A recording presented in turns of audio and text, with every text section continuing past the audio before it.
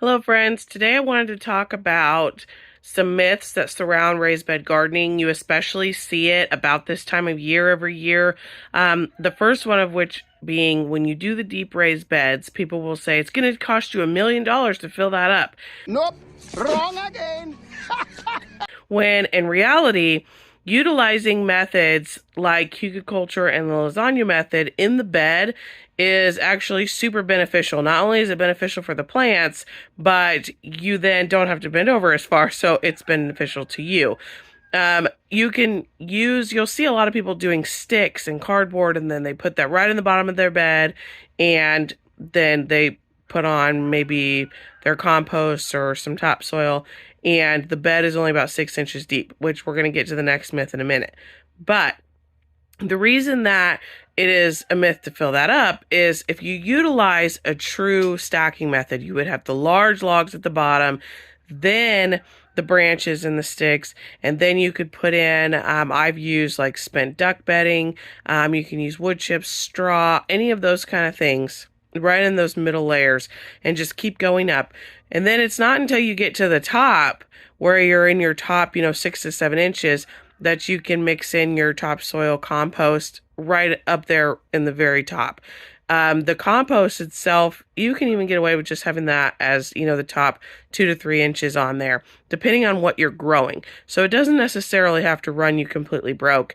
But I have beds outside and they're 2 feet, like 26 inches, and only the top is the soil, and they work phenomenally. So, myth busted. The next one is saying that you don't need the tall raised beds. You can just do beds that are 6 to 12 inches deep.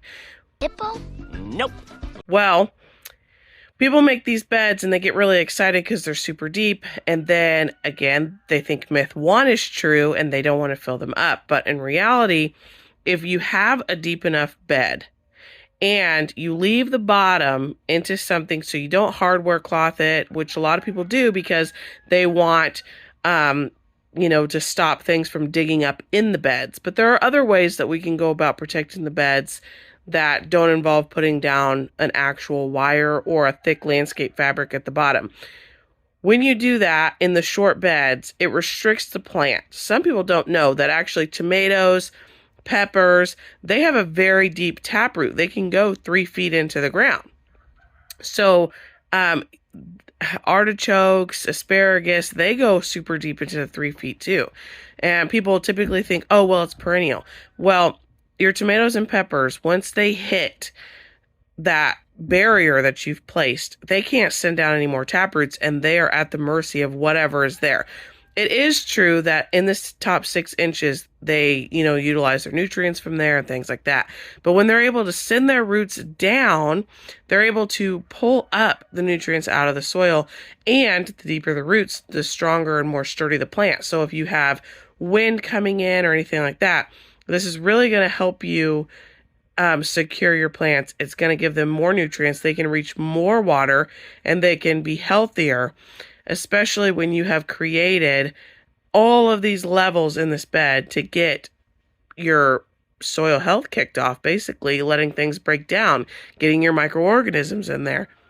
If the soil underneath of your beds, regardless if it's 2 feet or 6 inches, is compacted, it equally can stunt the growth because it has nowhere to go.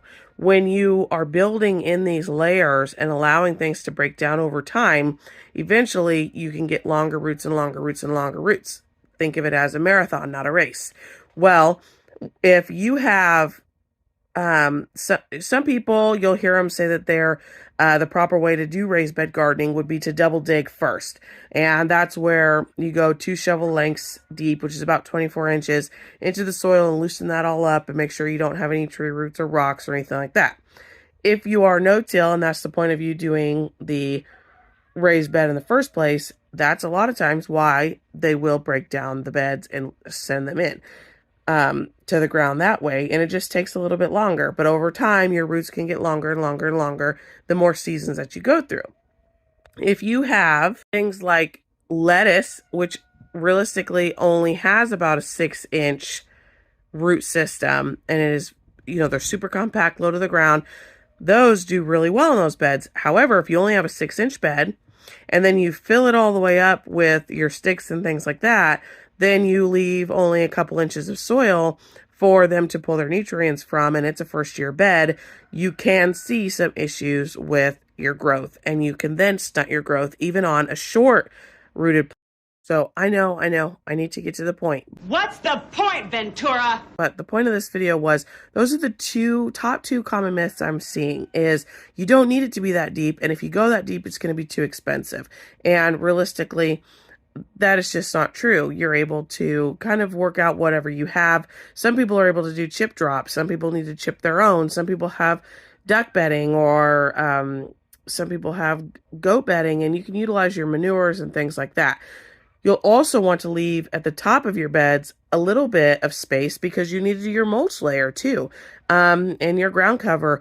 It is a common misconception that you don't have to mulch or do a ground cover in your raised beds, similar to how you would do in like a food forest system, or being out in the open, because it's an annual garden.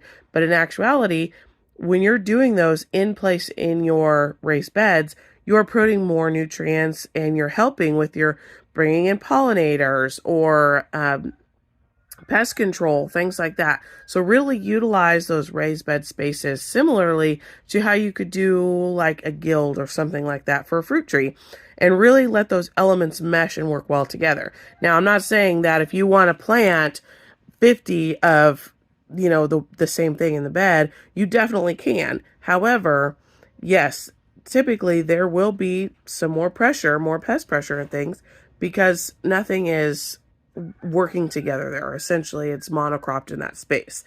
However you want to do that is fine, and there's other ways to mitigate those issues. But at the end of the day, you still want to have healthy soil. And so working through to get that healthy compost, get the layers in your beds, and really work through those issues, and know the root depth of the plants that you're putting in, so that you can allow them enough space to really reach down and reach their full potential, in which case giving you higher yield and more nutrient-rich food. So happy gardening. Let me know if you have any questions in the comment section. If you found this helpful, I was thinking about doing more videos similarly to this on a variety of different topics. So please like this video, follow our page, and share with your friends.